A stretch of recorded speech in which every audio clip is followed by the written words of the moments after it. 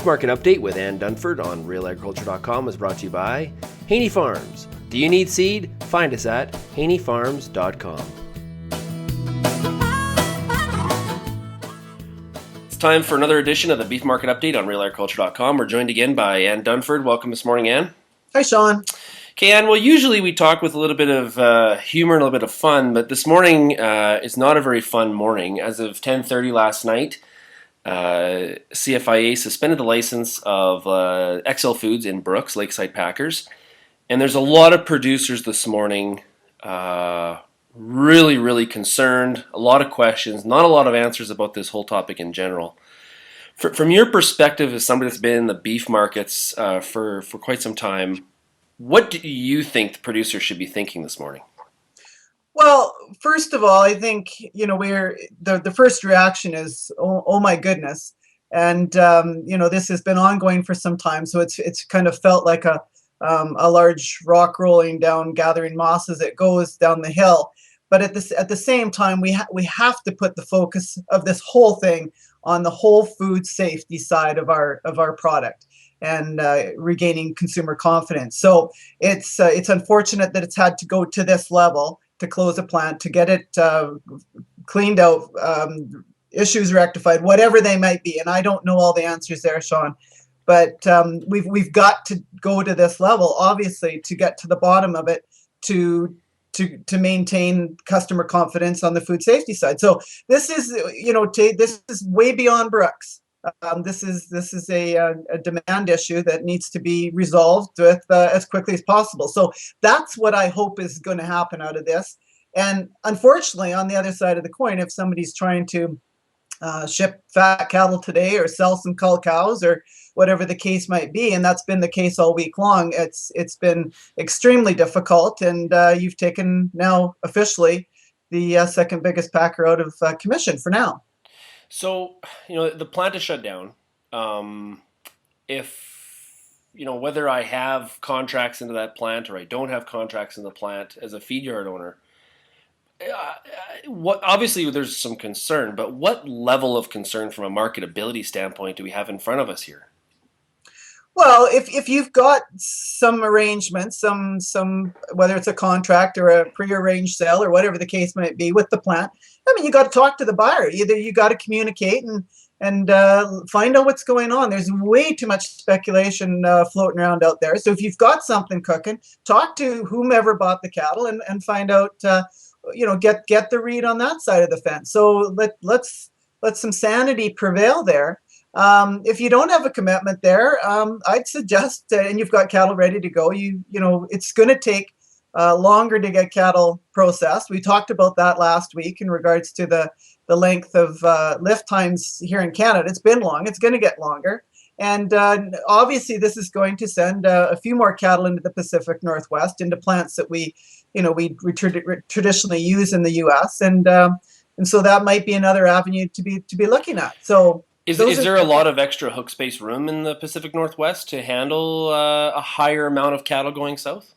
Well, don't forget, we're talking one plant, and kills were not really big right now. They never are in September and October. It's one of our slower demand periods. So, as far as the numbers that we're going through Lakeside on fed steers and heifers and cows, I mean, it's I would suggest not overly burdensome. And again, it's, as far as the U.S. is concerned, when you talk about a 600 or a 650,000 weekly kill in the U.S., it's still very small from a percentage perspective. So when it happens overnight, you have an impact, obviously, but over time, I would suggest that again, use some common sense in regards to where cattle can go. I mean, at least we have options south of the border. We didn't have that on May 20th, 2003, if you recall. Yeah, I've had a few people that have sent me texts and said, "Well, this is 2012 BSE." I wouldn't describe it. No. I wouldn't describe that as this at all. Would you? No. I mean, you could write this up the same way as if an establishment went on strike or somebody had a fire, or I mean, those things have happened before. So this one is getting a lot of news underneath it just because it's been going on with the recall for, since early last week. So it's already got some legs, and so this has kind of brought it to the forefront, and it's now the front leading story on most of the Canadian stations this morning. Yeah, it's leading the way. That's for sure. What I guess the first place that my head jumps from a market standpoint is the basis. Yes. Where was basis levels this week on cattle, and what potentially could be the window and the range going into the future weeks here or next week? Well, really, like we talked about on the last call, basis has been wide. It's wide right now. Honestly, this same week last year, we were minus 20. And we won't be minus 20 on the little bit of trade that did happen this week. It'll be more like a minus 15 or so. Who knows where we go from here? Of course, most of this trade occurred before the plant fully closed down. So we're not at levels that we were even at last year. This is not a good basis time frame. So this is one of our problem times. It is going to widen. Obviously, that's what happens when we get in predicaments like this. I'd hate to speculate, but again, that's where the biggest risk is in how wide the spread between Canadian and U.S. prices goes. But call it 15 this week under. So not to brush off a food safety issue at all, but what impact do you expect in the futures market and prices today and next week?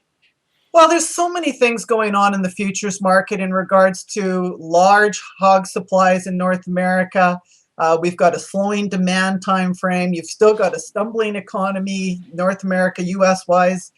There's so many layers of things going on. The market was already starting to show some signs of backing off. So to check off, what this incident in itself does in the U.S. marketplace that is roughly 10 times larger than the Canadian industry, I think would be a little premature to suggest. But you've got a lot of kind of bearish incidents going on within our industry and also within the whole red meat industry that have got the market kind of on its heels, if you want to put it that way. So it's not good, and the markets are going to react in a bearish way, but for lots of reasons right now, Sean.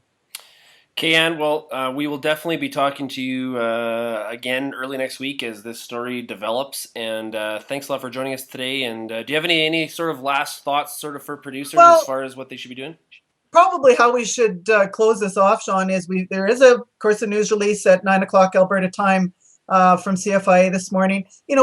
Listen to the facts, listen to the details, talk to the plant if you've got cattle going in there. Don't run on rumor and don't run on rhetoric. Listen to the facts. Panic is not needed at this point in time, and I don't see any need for panic. Kayan, thank you very much, and we'll talk to you again soon. Okay, thanks, Sean.